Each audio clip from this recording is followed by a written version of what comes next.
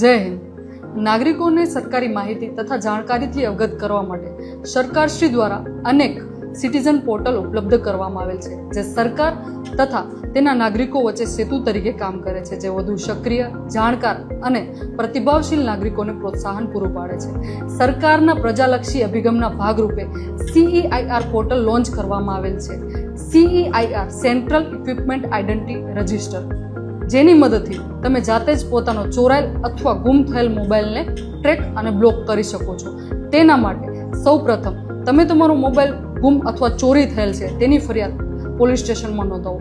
ત્યારબાદ સરકારના authentic website પર જઈને તમારા મોબાઈલની IMEI સહિતની વિગત ભરી અને FIRની ડિજિટલ કોપી અપલોડ કરીને સબમિટ કરવાથી જ તમારો મોબાઈલ પરમનન્ટલી બ્લોક થઈ જશે. અને જ્યારે કોઈ ચોર અથવા તેનો દુરુપયોગ કરનાર વ્યક્તિ મોબાઈલ ચાલુ કરી અને સિમ ઇન્સર્ટ કરશે તેવું જ પોલીસને એલર્ટ જશે અને તમારો મોબાઈલ સર્વેલન્સ પર રાખવામાં આવશે.